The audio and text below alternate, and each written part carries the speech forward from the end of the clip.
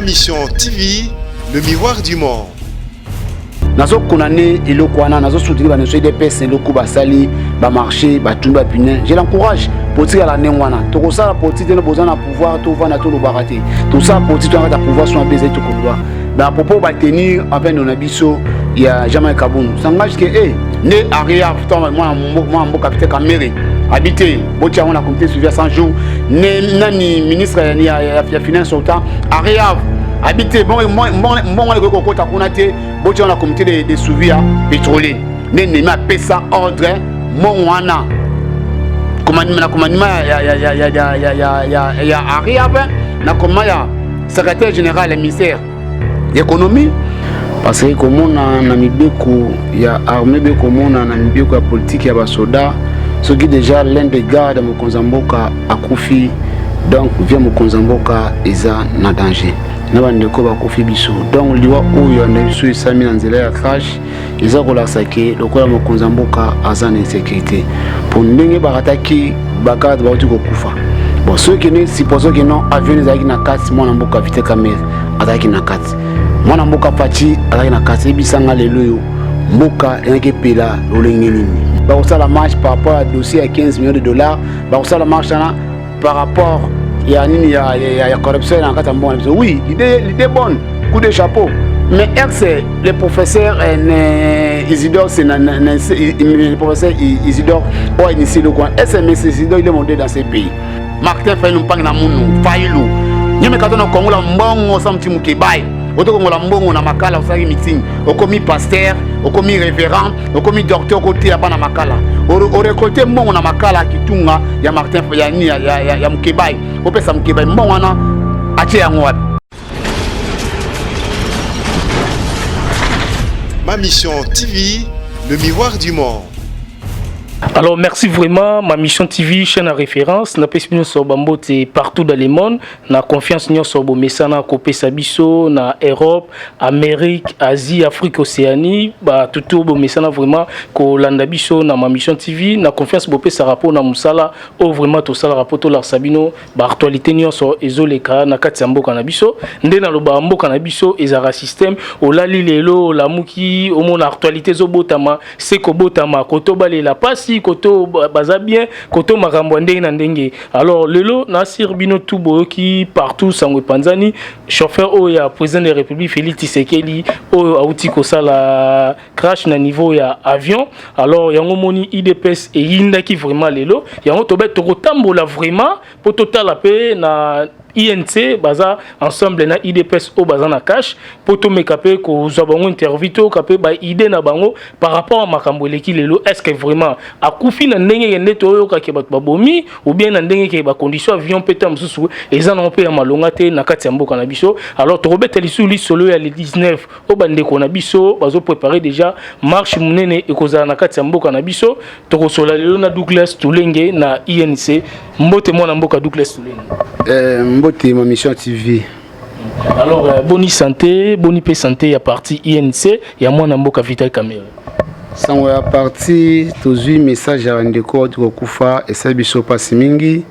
na présenter mes condoléances na la famille so to kufa esa biso pasi mingi. Parce que comme na mibeko ya armée be comme na mibeko ya politique ya basoda ce qui déjà l'un des gars de Mokonzamboka akufi donc vient Mokonzamboka eza na danger donc esalinga passe mingi nazolela tozo compatir ensemble na bandeko bakufi biso donc liwa oyo na biso esami na nzela ya crash eza kolakisa ke lokola Mokonzamboka aza na insécurité pour ndenge bakataki bagarde bauti kokufa bon ceux qui ne supposons que non avion ezalaki na kati mwana mboka vite camere azalaki na kati mwana mboka fati azalaki na kati ebisanga lelo yo mboka yanke pela lolenge nini mboka toniko kende wapi mboka yanke za lolenge nini na minitio donc nous sommes vraiment en cœur avec nos frères o tuko kufa na fait na bango to ko partir ensemble ko salanga pasi mingi ya ko mona bandeko to miti na bango chauffeur ya papa na biso président biso Antoine Tshilombo akufi atribiso kaka siko esenga pasi mingi ko mona na équipage mobimba o na kati na bakufi mais tubi biloko ipo ekenda likolo avion eza bakapu sebele tokozela kaka basala banquête tout ba eloko ni esala que non poti avion ni bunga poti avion ni comme à niveau que non crash salama mais on kobeta c'était que non nous avons compris j'ai compris personnellement que non Mokonzamboka azana insécurité parce que comment dire garde Mokonzamboka ou be bayi zinga nae bakufa ingo l'action non il faut faire attention zinga Mokonzamboka bien betite que non soki que non avion que non mon amboka vitre mais azana kati o sali patrouille INC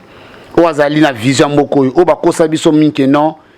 livre d'or et batama pas ya kinzenga mais moi j'ai compris personnellement non livre d'or o baloba kala eza beaucoup ya fati na mboka vite caméra nous compatir ensemble la libota ba tukotika bana na biso question nam se repose en paix. Alors Douglas Toulengi na batutu bayoki ndenge vraiment au clairci batu vraiment na ma mission TV. Alors est-ce que nelelo tomoni manifestation sami na limité ko kanga 7e mérite 13e mérite ya bande na biso IDPS na habité par rapport na yo ndenge basiliki bongo est-ce que ezama la muto ezama be nde biso tuto kipo bakangi bamoni muto abomi mutu te mais to ki biso tout avion sali boy chauffeur akufi alors on a habité ceux qui okopesa idée nini pas nao par rapport à manifestation où eleki lelo na kombo bandeko ya PPRD ndenge le désordre de sami lelo étant dans un liban na biso na IDPS na kati ya cash le bando na biso c'est pas simi o ba IDPS ba sali personnellement en tant que moi na INC personnellement en tant que cadre INC na soutenir bango parce que on a dit que non ceux qui non avion ça qui crash ceux qui n'ont fatigué na kata avion ou bien veka na kata avion et qui crache ça mininga veka na fatigué ba kufe ça mbongenge ki nwapi mbongenge pele wapi donc nazo konane eloko wana nazo soutenir ba neso IDPS eloko ba sali ba marché ba tumba pinin je l'encourage pour tirer la nengwana to ko sala pour tirer besoin na pouvoir to vana to lo baraté tout ça pour tirer na pouvoir so baiser to koluba so mala moza to ko beta maboko mona ba toujours na Afrique du Sud parce que Nelson Mandela ANC qui so ba na pouvoir les a parti yo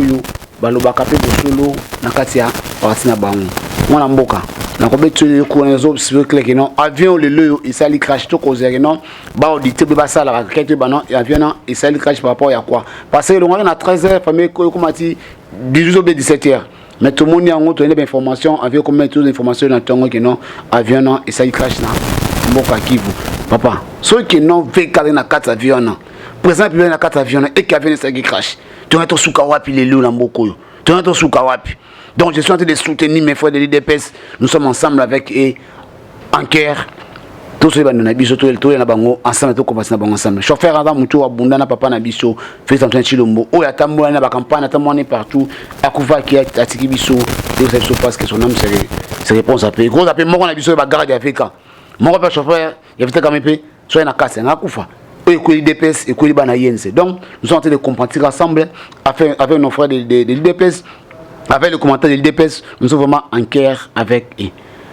Alors mais tout le monde est peine attend où il y a président sortant Joseph Kabila bah avion pe bah n'est que ça la pe bongo mais quand même bah manifestation ils ont quitté n'a évité pourquoi n'attend on a bango tant où il y a pas qui président tout le monde a pe bah avion et ça la bongo alors pourquoi Kabo Silika n'attend où il y a Félix alors n'a peine à poser question sous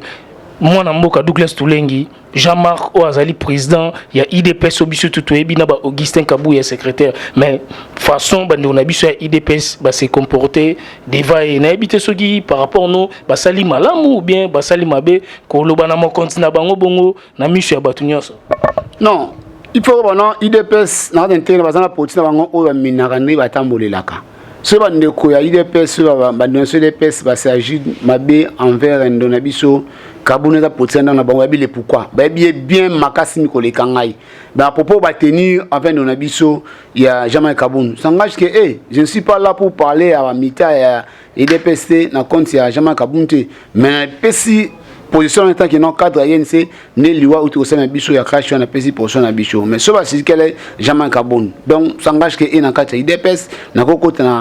na politique à DPC na koko tanga ranking DPC mais je sais que non mitabi bazana dona bango sur le Cameroun simbate balobela ba konza partenaire c'est même biso na INC que tout ça la politique personnellement local na petit tout ça politique na parti politique Nelson Mandela ce ma base pour tout le ma base est-ce qu'on a marabo nyonso peut perdre et koti comme et koti nakati président sortant na biso Kabila et koti nakati na ninga na loba pourquoi beaucoup ici peut perdre nakati et puis Joseph Kabila nangi au clairci no batu par rapport à Kacho Salami non ngana ko kota na politique na polémique ate ba koti sobe Kabila ba kota to XY wana italingati mais on a pêché pour ceux qui non le col avion et bungaki yoko mon sami crash na mboka Kindu tozela basa la banquette ba avion et ça lui crash par rapport à quoi par rapport à sa information par rapport à l'eau là maintenant na zo ça analyse dans raison non avion ça lui crash na so na 4 avions qui non mon na mboka vitamine na 4 be mon na mboka fashi président public na 4 et puis c'est le mboka ngeza la lolengini donc tozela banquette ba ko sala net ba position et ça nini et pour ça qui avion ça la crash et là qui charge et là qui belé ezaki na panne ou bendenu be soit neige avec likolo les balongwa qui pote ba ko kita ko to ba bunga na kati ya likolo bende donc to zeraka ba keto ko sameto ko ba papa quoi accident ne sami papa quoi crash ne samagi mais na to beta c'est que non ce que moni na kati ya pouvoir garde présence be garde moko mokonzamboka akufi c'est que mabezali c'est que mokonza insécurité comment déjà que non kolongola be mutu moko akufi na kata avion ya na kata avion oui délégation na libosa présent et aussi que non mokonzambo so no mboka pete kambe to suka donc to so porter mes connaissances na biso na famille ba kufi que leur âme se repose à penzamba ba bon pour ma passer ba bonipe pour na mboka. Alors Douglas Tulengi les 19 mars et ça vraiment ya kohinda po babima kala basala ba marche kala mais tout eza vraiment marche suka na ebité okolobani pona yango pona marche wana to ka bazolobela batu basiliki pona 15 millions batu balobeli makamba gratuité o président de la république achaki bana batango fele marche ko sala mamakasi na mboka batu misuku bazobanga bakomi déjà basomba basaki na bango ya baloso ya bafufu po babomba wana ndako po journée wana eza jour moko opesi mbwa abo na ebité yomope au classique bazu to mona ki président de la république na Rome ayambaki cardinal marche na balobi eza catholique d'après est-ce que ekozala to ekozalate ekoleka ndenge. Merci de répondre maintenant na yo ceux qui ba nso ba ko sala marche bande ko ya CLC ezali conseil le comme le appliqué parce que bazaki fachi aya na pouvoir na maman vite camera pour télé le conseil biso et comment appliquer to mara le poids Kabila nde bana ko kanga bino ba journaliste nde bana ko kanga ba politicien ndenge ane afongola ka ba biwe bili ko kanga ka peuple congolais mais biso na pouvoir le yo to pesi chance to miko to samibe ko ya mboka ba marche ko sala mais marche ba ko sala yango na yo ka kila na ndai ba to bino ba ko sala marche par rapport à dossier à 15 millions de dollars ba ko sala marche na par rapport ya nini ya corruption en katambo oui l'idée bonne coup de chapeau. Mais c'est le professeur Isidore, le professeur Isidore a initié le coin. SMS Isidore, il est monté dans ces pays. Dans la francophonie, dans la francophonie, dans la francophonie, aux gens francophonie, et puis dans la francophonie, ça m'a on a vu son abossani, bané coulé. Pourquoi je vais charmer contre moi en Boka vite comme j'ai même vu les gens basali ba polo batalamuka bakola ta jour na komba vous vite comme et ko sala ngai passe mingi pendant que o veka sala mboko batazo ko bosana yango moni vite comme c'est pas n'importe qui les leur l'Assemblée nationale ba ko passer honneur comme le meilleur président de l'Assemblée nationale comme le meilleur gestionnaire de l'Assemblée nationale vite comme ko bosana à l'époque le bato ko fêter bazo ko sepira c'est anniversaire ni ya MLC mais vite kamera tika mboka na biso akenda na kata zamba koluka bemba pote ba négocier ba tika minduki na se to ya tout va pour intérêt général en mboka liso la 15 millions de dollars papa na ngai et sur ça biso passe mi peuple congolais ba na poto ba na biso mi bozana France bozana Canada ba bijoux kabuya bon histoire 15 millions histoire 15 millions eza mbongo oyo mboka na biso esenaki epesa na ba pétrolier. Cela veut dire quoi? Tant au pétrole et mataka be pétrole et mataka m'a donné ba pétrolier n'a pouvoir en place, c'était à l'époque c'était Kabila, ba matata pont tout ces mois là il faut ba pesa 100 millions de dollars et pas ba pétrolier. Là on pesa mbongo wana, il faut mbongo ils ont à caisse à l'état, ils ont à 15% le cola 15 millions de dollars. Moi na mboka capitaine kamera là comme qui directeur de cabinet de l'état et c'est là que non biso to futa mbongone e bongone ba pété ba kozon sa mo rétrocession ne mo na mboka Vital Kamerhe alors ba kate mbongo wana bote yango na caisse ya comité de suivi ya 100 jours poti esala misala ya mboka mais ba o ba ina population biso ba ina mboka ba ina ya Congo bandoki o ya FCC nde ba no dirige mboka à l'époque aussi Némi qui était le directeur cabinet de l'État aussi ancien ministre ya économie ezalaki Kapika comme Kapika il était devenu député national nous avons rejoint terminé ezalaki ministre ya finance Henri Av né Henri Av toi moi mboka Vital Kamerhe habité botia on a comité suivi 100 jours nani ministre ya finance au temps Henri Av habité bon ko kota kunate botia on a comité de suivi pétrolier né nema pesa ordre mon wana commandement ya arrive na comment ya secrétaire général du ministère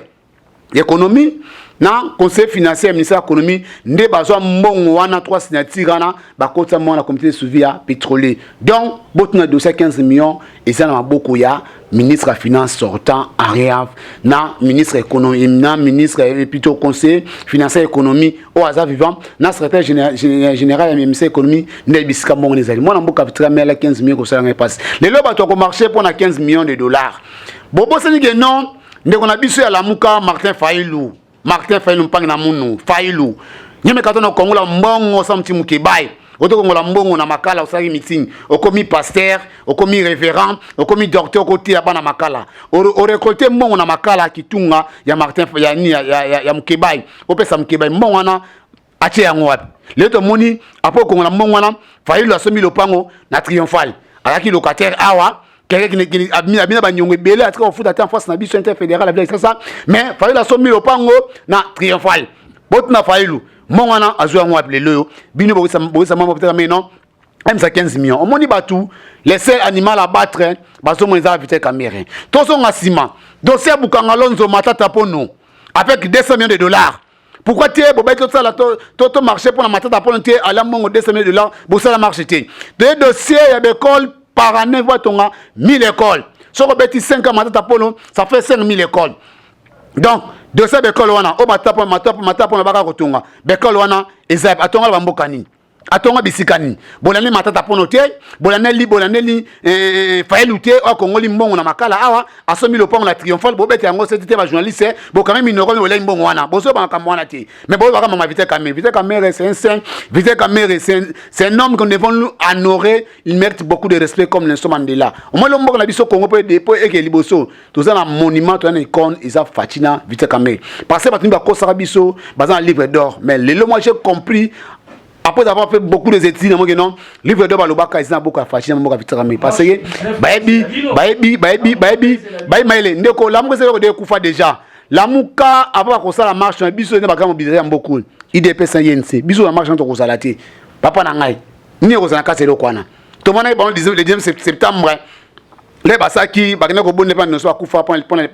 alternance. Pour on a biso Koufara, na ni va marche pour tout alternance. Tout le monde a force à décider. Et c'est à mobiliser comme les personnes. Oh yebi. Et c'est force na base na Teresa Mbokani. Tangela ngai.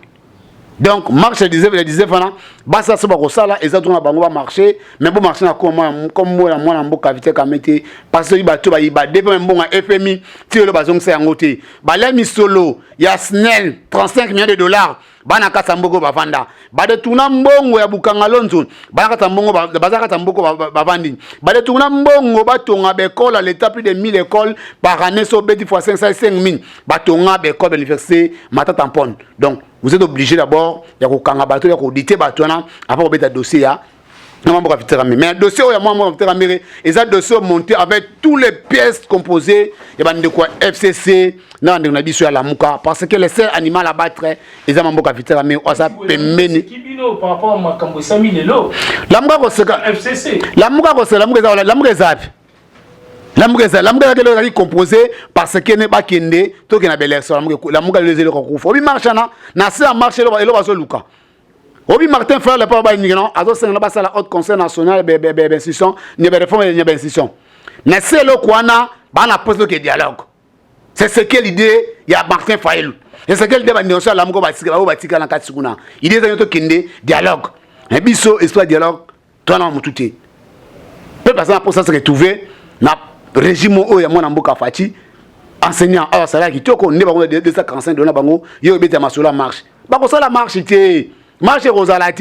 et ça o ba to beta plan B na bango que non, to kende dialogue. J'ai déjà compris quand j'ai commencé à analyser les événements passés, mais non, Martin Fayulu n'a pas ça, tout qui est dialogue. Parce que à ce que tu veux, au moins que ça, l'opposition à moi, n'importe quelle caméra fachi, c'est pas facile. Bah ça va deux éléphants bakutani,